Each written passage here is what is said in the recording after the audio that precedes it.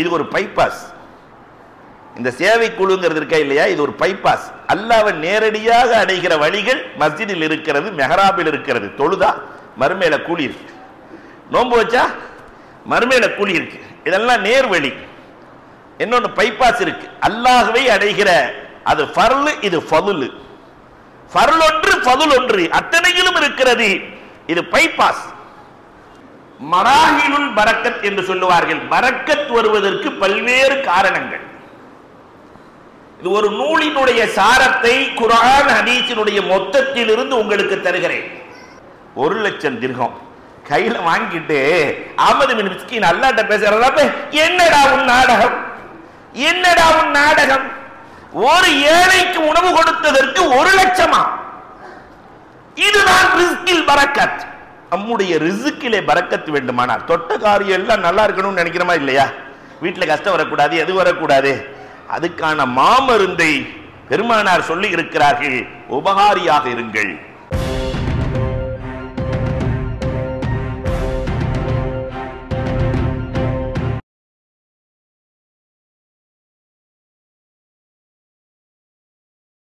நாமெல்லாம் ஆவலோடு எதிர்பார்த்த சொல்முரசு நாடறிந்த நாவலர் கண்ணியத்திற்கும் மிகுந்த மரியாதைக்கு உரிய நூல் இஸ்லாம் அரபிகளுடைய பேராசிரியர் பெருந்தகை அபுதாஹிர் பாக்கவி ஹசரத் அவர்கள் சிறப்புரையாற்றுவார்கள்.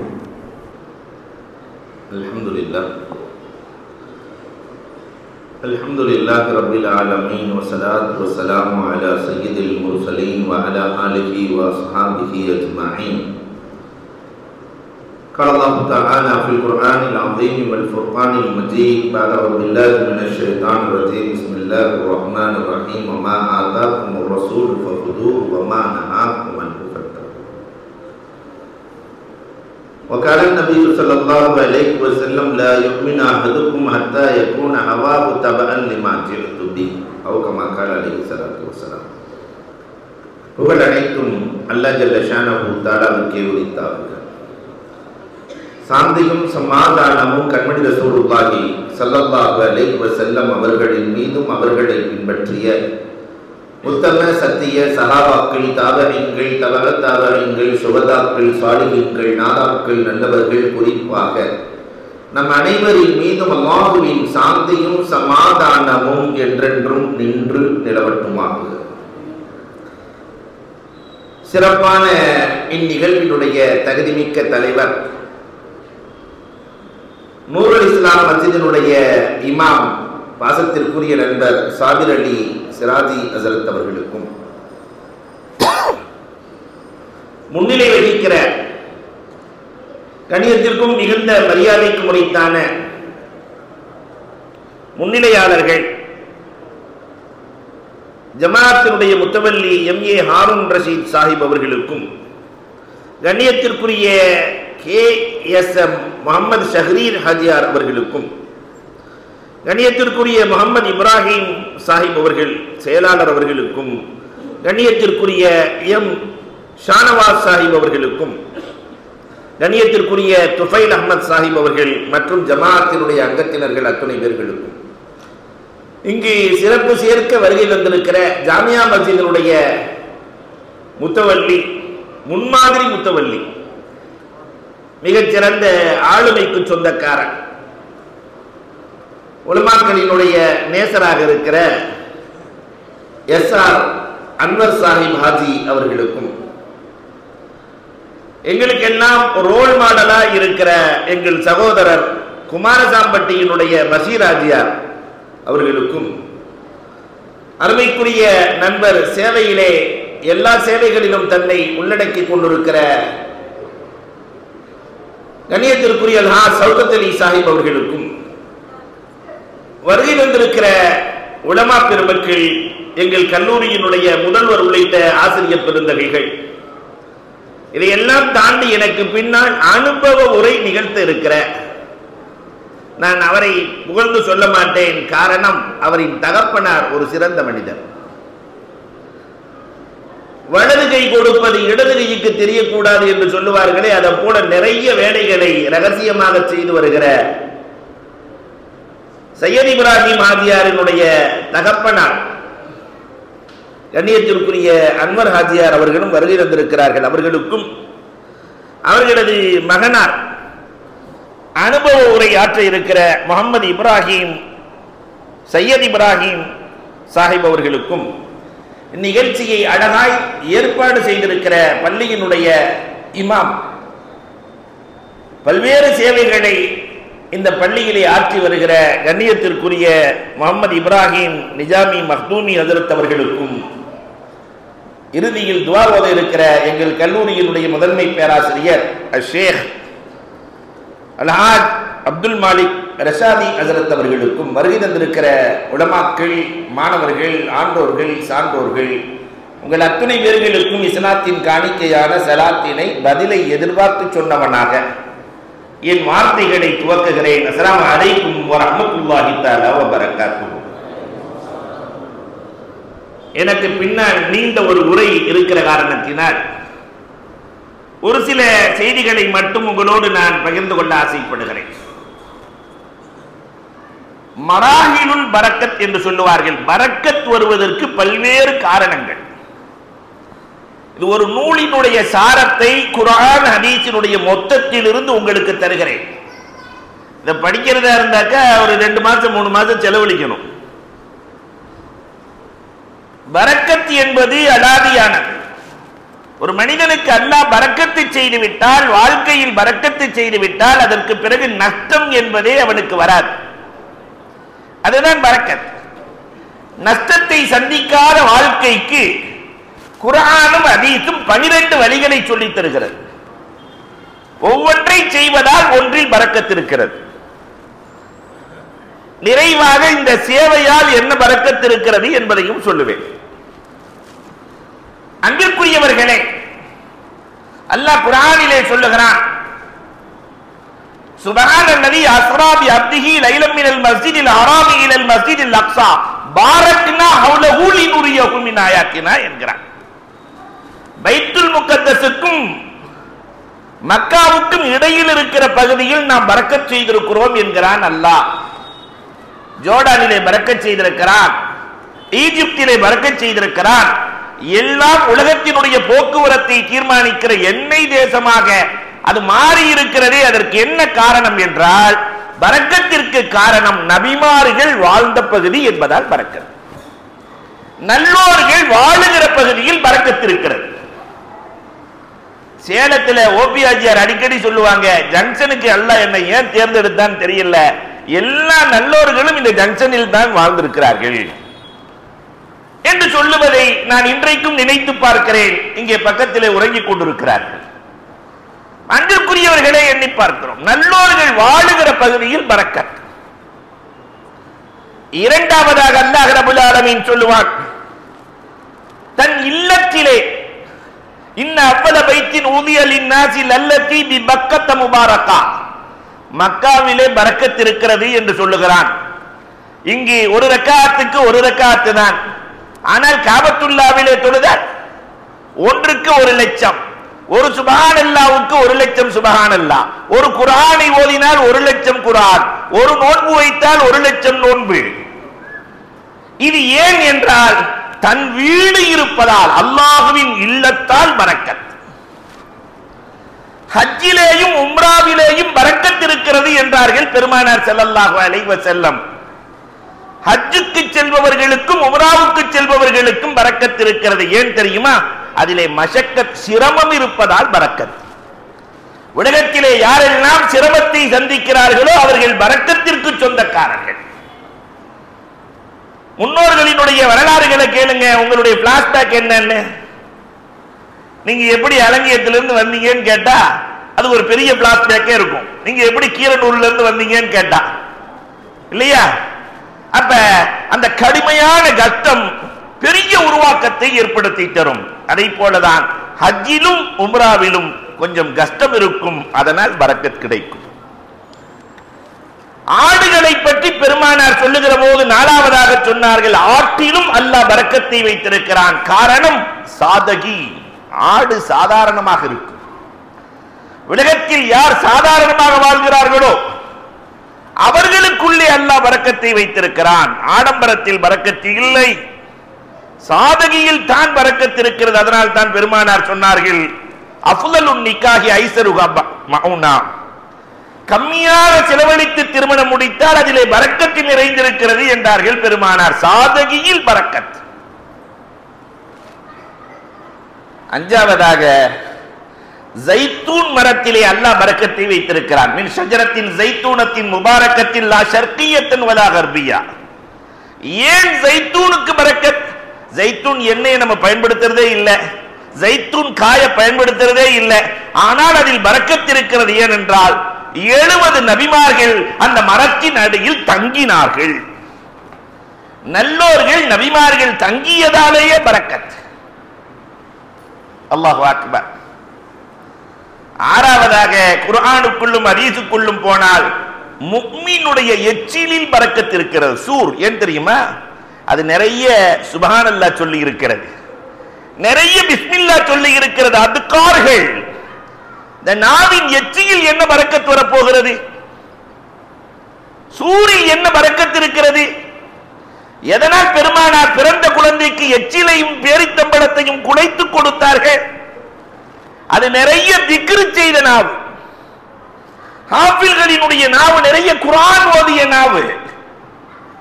அதனால் திக்ரால் பரக்கத். இந்த பிஸ்மில்லா எவ்வளவு வேலையை செய்யும் தெரியுமா? இந்த மக்தப் மதரசாவுக்கு நாம இங்க பார்த்தோம் சொன்னா அவ்வளவு அழகாக ஓதிக்கொண்டிருக்கிறார்கள். இன்னும் ஓத வர வேண்டியவர்கள் நிறைய இருக்கிறார்கள். சாபித் இப்னு கைஸ் இப்னு சம்மாஸ் ரலியல்லாஹு தஆலா ஆஜானு பாகுவான மனிதர், இஸ்லாத்துக்கு வல்ல, பெருமானாரை பார்க்க வருகிறார். ஒரு குழுவோடு வருகிறார். முஹம்மது எப்படி இருக்கிறார் என்று பார்க்கலாம். பெருமானாருக்கு ஒரு பழக்கம், குழுவாக வந்தால் விருந்துக்கு தகுதிக்கு ஏற்றவாறு அனுப்பி வைப்பார்கள். நீங்க எத்தனை பேர்த்த கூட்டு போறீங்கன்னு கேட்பாங்க. சரி 4 பேர்த்த கூட்டு போறேன்பாங்க. அன்னைக்கே சாதிர் ரலியல்லாஹு தஆலா சொல்லுவாங்களா, எனக்கு ஒரு 50 பேர்த்த அனுப்பிச்சு வைங்க நாயகமே வாங்க, எனக்கு ஒரு 60 பேர் வேணும் நாயகமே வாங்கலாம். பெருமானார் சாதின் குடும்பத்திற்கே வறுமை வராது என்றார்கள். அப்ப அந்த மனம் இல்லையா, எல்லாம் கூட்டு போறாங்க.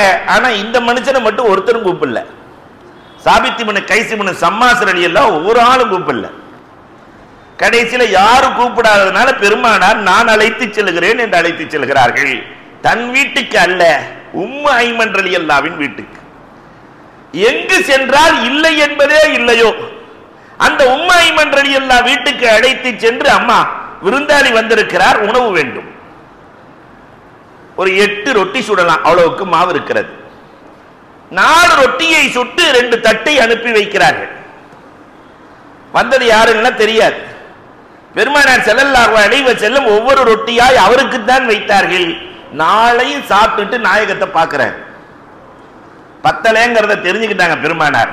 உம்மு ஐமன் இன்னும் 2 ரொட்டி வருகிறது, அங்கேதான் வச்சாங்க. 6 சாப்பிட்டுட்டு அப்படி ஒரு பார்வை பார்த்தார் பெருமானார். உம்மு ஐமன், மாவு தீரப்போகுது. பொம்பளைகளுக்கு அன்னையில இருந்து இன்னைக்கு வரைக்கும் ஒரு பழக்கம் இருக்கு, சாப்பாடு தீரப்போகுதுன்னா வந்திருக்கிற பெரிய மனுஷன் யாரும் லேசா எட்டி பார்ப்பாங்க. எட்டி பார்த்த உடனே அந்த அம்மா பயந்தே போச்சு. உள்ள இருந்து ஒரு சவுண்ட் கொடுச்சு, அஜா அல்லாஹும்ம அஜா அர் ரசூல். நம்ம பாஷையில சொல்றதா அந்த வயிற்றுல வண்டு வைக்க. இந்த தட்டு ரசூலின் தட்டு ரொட்டியை பார்க்கவே இல்லை. நீயே சாப்பிட்டுருக்க, எவ்வளவு வேணாலும் சாப்பிடு, ஆனா ரசூலுக்கு கொடுத்தல்லவா சாப்பிட்டுருக்கணும். ரசூலின் தட்டில் ரொட்டி படவே இல்லை. அறிவிக்கிற ராவி அவர்தான். எப்படி இருந்திருக்கும்? சாப்பிட வச்சு 2வது நாள் அதே மாதிரி 3வது நாள் பெருமானார் இடத்திலே கேட்கிறார், எனக்கு ஏதாவது கற்றுக் கொடுங்கள், நான் ஈமான் கொள்ளுகிறேன். பெருமானார் கற்றுக் கொடுத்தது முதலில் பிஸ்மில்லாஹிர் ரஹ்மானிர் ரஹீம் ஒன்றுதான். அதை மட்டும்தான் கத்துக்கிட்டேன். நல்ல காரியங்கள் அத்தனையிலும் பிஸ்மில்லாவை கொண்டு துவங்கு. குல்லு அம்ரின் தீபாலின் பில் பஸ்மலா. பிஸ்மில்லாவை கொண்டு ஆரம்பிக்கப்படுகிற எல்லா காரியங்களும் பரக்கத் பெறும். எது பிஸ்மில்லாவை கொண்டு ஆரம்பிக்கப்படவில்லையோ ஃபஹுவ அக்தா, அது பரக்கத் பெறாது. 3வது நாளும் அவரை யாராவது கூட்டு போவாங்களா விருந்துக்கு? இவர் பெரிய ஆஜானு பாபு, முடியாதுன்னு எல்லாம். உம்மு ஐமன் வீட்டுக்கே ரசூல்லா கூட்டு போறாங்க. அந்த அம்மா தேக்ஷா நிறைய செஞ்சு வச்சிருச்சு, ஏன்னா பெரிய ஆள் வர்றாரு. பிஸ்மில்லாவை சொல்லி சாப்பிட்டார்கள். ஒரே ஒரு ரொட்டி கூட சாப்பிட முடியவில்லை. போதும் ரசூலே, பிஸ்மில்லா என் வயிற்றை நிரப்பியது நாயகன். அதான் பெருமானார் ஸல்லல்லாஹு அலைஹி வஸல்லம் சொல்லுகிறார்கள், எல்லா ஹதீஸ் நூல்களிலும் இருக்கிறது, பிஸ்மில்லா சொல்லவில்லை என்றால் ஷைத்தான் சாப்பிடுகிறான். பிஸ்மில்லா எப்படி செய்திருக்கிறது பார்த்தீரா? பிஸ்மில்லாவே என்றால் திக்ரு செய்திருக்கிற முஃமினின் நாவு, அதிலிருந்து வருகிற உமிழில் பரக்கத் இருக்கிறது. விக்ரால் பரக்கத். ஏழாவதாக சஹாபாக்களுக்கு பரக்கத். அப்துல்லான்னு ஒரு சஹாபி இருந்தார், நிறைய வரலாறு சொல்லலாம். அப்துல்லா மேகத்தை அழைப்பாராம், மனிதரை அழைப்பதை போல மேகத்தை அழைப்பாராம். அலாவுல் ஹதுரமி ரலியல்லாஹு அன்ஹு என்பவர்கள் மேகத்தை அழைப்பார்களாம், வா கொஞ்சம் மழையை கொடுப்பாங்களாம். அந்த இடத்திற்கு மழை பெய்யும். மூசா அலைஹிஸ்ஸலாம் தான் அசாவை அடித்தார்கள், கடலில் பாதை கிடைத்தது. அலாவுல் ஹதுரமி படையோடு செல்லுகிற போது எதிரி வருகிறார். அசாவை என்ன சொன்னார்கள், நான் ரசூலின் முஹம்மதின் தோழன், எனக்கு பாதை வேண்டும் என்றார்கள். பாதை பிறந்ததே என்ன காரணம்? ரசூலின் சொஹபத்தால் பரக்கத். ரசூலின் சொஹபத்தால் பரக்கத். உண்மையில் நாம் பரக்கத் பெற்ற சமூகம், ரசூலின் உம்மத்தால் பரக்கத்தை பெற்றிருக்கிறோம். நம்மள்ட்ட இல்லாதது எதுவுமே இல்லை. காரணம் ரசூலின் உம்மத். ரசூல் கேட்டதை எல்லாம் கொடுத்த ரப்பு ரசூலின் உம்மத்து கேட்பதை எல்லாம் கொடுப்பாங்க. இல்லை என்பதே இல்லை. அவ்வளவு பரக்கத்திற்கு சொந்தக்கார சமூகம் நாம், இல்லையா? ஆரோக்கியத்தில் பரக்கத் வேண்டுமா? இஜ்தனிபில் ஹராம். தேவையில்லாத விஷயங்கள், ஹராமை தவிர்த்து கொள்ளுங்கள், ஆரோக்கியத்தில் பரக்கத் கிடைக்கும். ஹதீசுகள் வருகிறது. அதை இமாம் கஸ்ஸாலி ரொம்ப அழகா சொல்லுவாங்க. உணவில் கவனம் தேவை. உணவு ஹராமாயிடக்கூடாது. உணவில் கவனம் தேவை. உணவுதான் உணர்வாக மாறுகிறது. உணர்வில் கவனம் தேவை.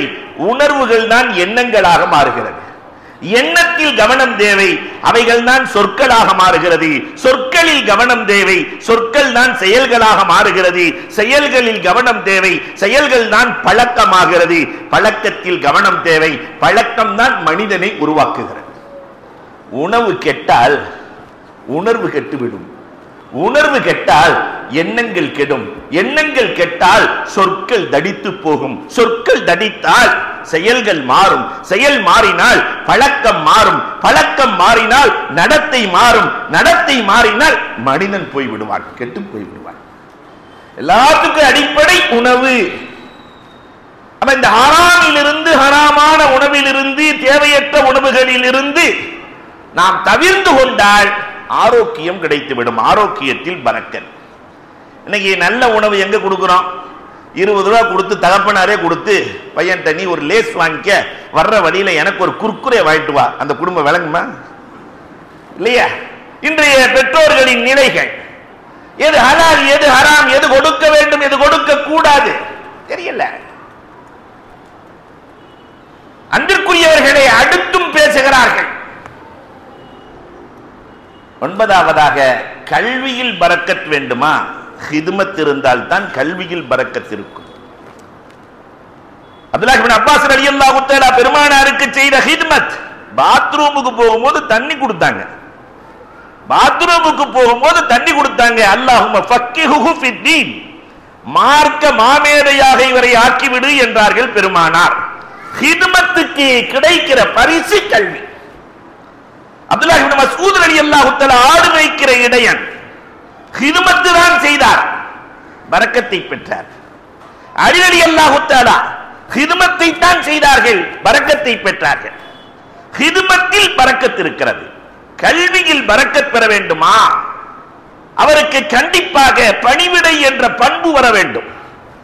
ஆசிரியரை மதித்து பணிவிடை செய்கிற மாணவன் வாழ்க்கையில் தோற்றதாக வரலாறே இல்லை. 10வது நேரத்தில் பரக்கத் வேண்டுமா? தஹஜ்ஜத் வேண்டும். தஹஜ்ஜத்தில் தொழக்கூடியவர்கள், தஹஜ்ஜத்தில் எழக்கூடியவர்கள் நேரத்தில் பரக்கத்தை பெறுகிறார்கள். இமாம் கஸ்ஸாலியினுடைய வரலாறு உள்ள பாருங்க. 54 வயசுல வஃபாத்தானார். ஒரு நாளைக்கு அவர் பிறந்ததிலிருந்து 40 பக்கம் எழுதினால்தான் அவர் எழுதி முடித்ததை முடித்திருக்க முடியுமா? அவ்வளவு எழுதியிருக்கிறார் இமாம் கஸ்ஸாலி. அல்லாஹு அக்பர். தஹஜ்ஜத் நேரத்தில் அல்லாஹும்ம பாரிக் லி உம்மத்தி ஃபீ புக்கூரிஹா, அதிகாலையில் என் உம்மத்திற்கு பரக்கத் வேண்டும் என்று பெருமானார் சொன்னார்கள். தஹஜ்ஜத்தில் கேட்பவர்கள் நேரத்தில் பரக்கத்தை பெறுகிறார்கள். பெருமானார் 23 வருஷத்துல இப்படி ஒரு சாதனையை உலகத்தில் யாராவது ஆட்டி இருக்க முடியுமா? 23 வருஷத்துல மதீனாவுக்கு சென்ற 10 ஆண்டுகளில் கியாமத் வரைக்கும் இந்த உம்மத்தை காப்பதற்கு என்ன தேவையோ அது முழுவதையும் தயார் செய்து கொடுத்து விட்டார்கள். வெறும் 10 வருஷம் உம்மத்தை காக்கிற. எத்தனை வருஷம்? 10,000 வருஷம் திட்டம் 10 வருஷத்துல போட்டாங்க ரசூலுல்லாஹ். அந்த நேரத்தில் பரக்கத். காரணம் பெருமானார் தஹஜ்ஜத்தில் அழுத அழுகை. 11வது நினைவாற்றலில் பரக்கத் வேண்டுமா? குர்ஆன் ஹதீஸை புரட்டுங்கள். ஒழுக்கம் இருந்தால் நினைவாற்றல் இருக்கும். அதான் இன்னைக்கு எங்கேயுமே ஒழுக்கத்தை காணுமே. காபத்துல்லாவிலே மத்தாவிலே செருப்பை போட்டுக் கொண்டு நடக்கிறார்கள். மனம் வலிக்கிறது. தவாப் செய்கிற இடத்துல முதல்ல அப்படி இருக்காது. இன்றைக்கு செருப்போடு சை செய்கிற இடத்திலே ஷூவோடு செல்கிறார்கள். குர்ஆனை எடுத்து தலைக்கு கீழே வைத்து படுத்திருக்கிறார்கள். இந்தியர்கள் உண்மையிலேயே பெருமைக்குரியவர்கள்.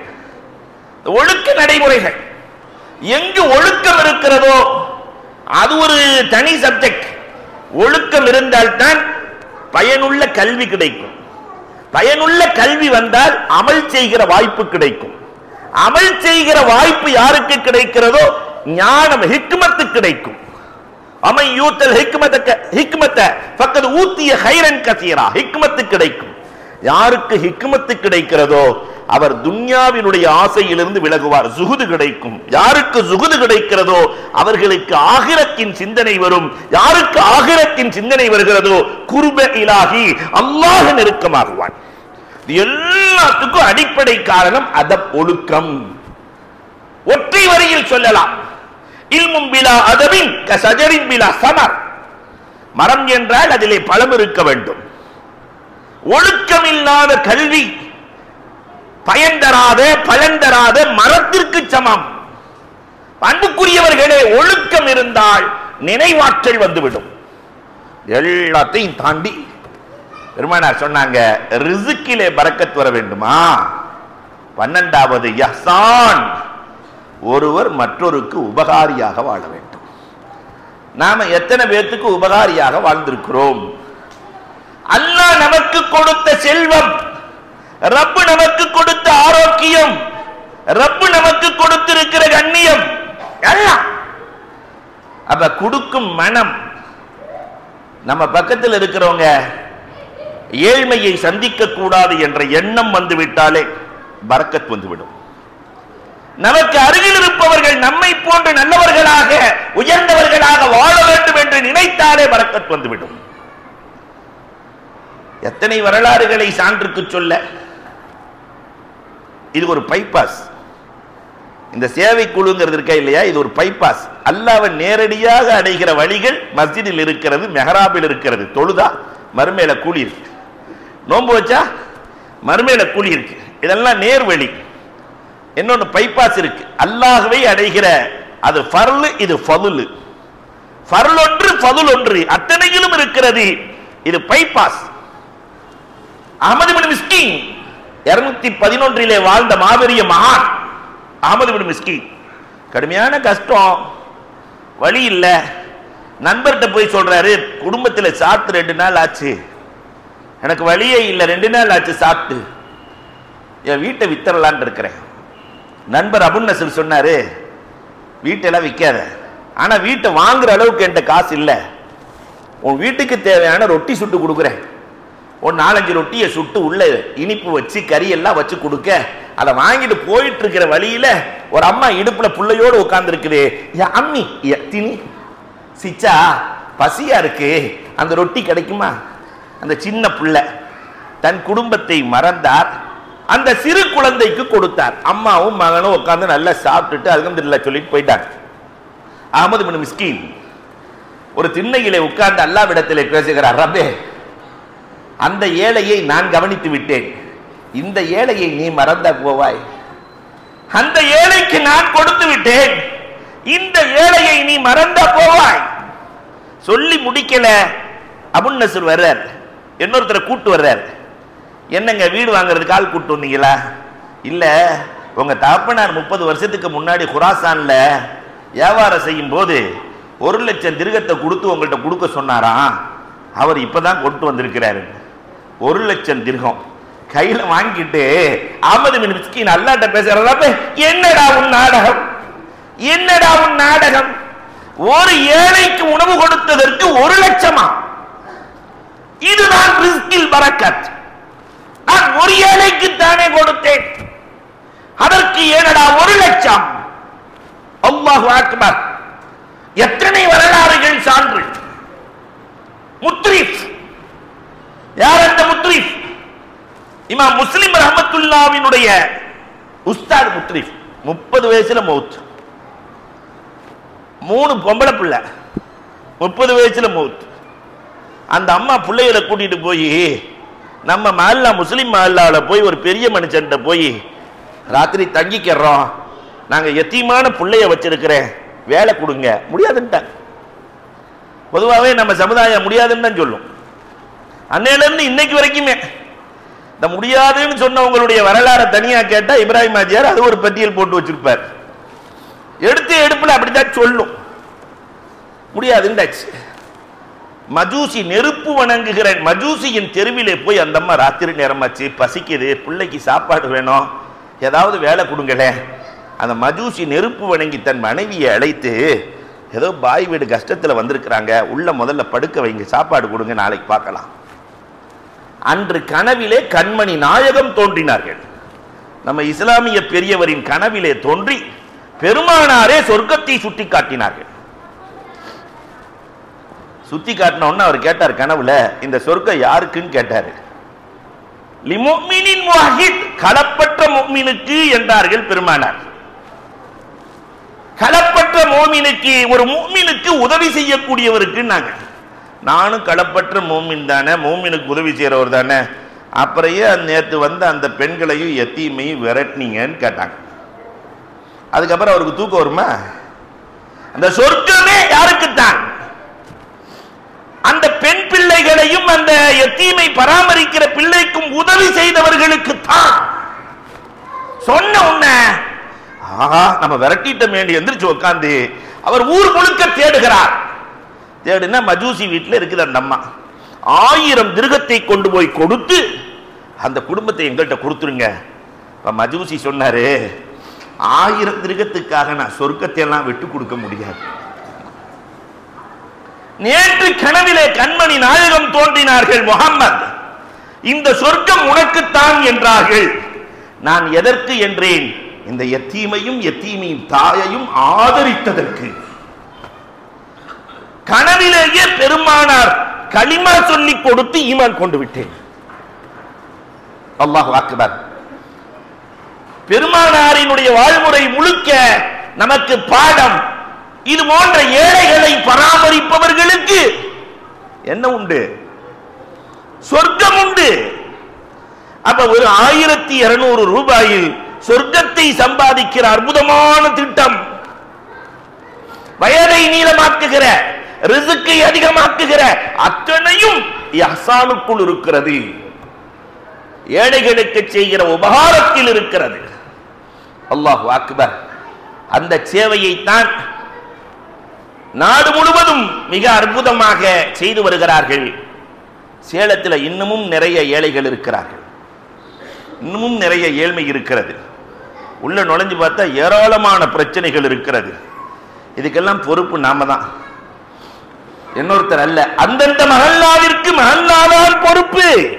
நாளை மறுமையில் கேட்கப்படுகிற போது நாம் பதில் சொல்லணும். அதையும் தாண்டி நம்முடைய ரிஸ்கிலே பரக்கத்து வேண்டுமானால் தொட்ட காரியம் எல்லாம் நல்லா இருக்கணும்னு நினைக்கிறோமா இல்லையா? வீட்டில் கஷ்டம் வரக்கூடாது, எது வரக்கூடாது, அதுக்கான மாமருந்தை பெருமானார் சொல்லி இருக்கிறார்கள். உபகாரியாக இருங்கள், உங்களுக்கு எந்த கஷ்டமும் வராது, ரிஸ்கிலே தட்டுப்பாடே வராது என்று பொய்யே உரைக்காத பெருமானார் சொன்னார்கள், நாம் இதை கடைபிடிப்போம், வாழ்க்கையில் உயருவோம் என்று கூறி வாய்ப்புக்கு நன்றி கூறி விடைபெறுகிறோம். வாஹிரு தஅவானா அல்ஹம்துலில்லாஹி ரப்பில் ஆலமீன். சேவை குழுவை தொடங்கி வையுங்கள், மஸ்ஜித் சேவை குழுவை தொடங்கி வையுங்கள்.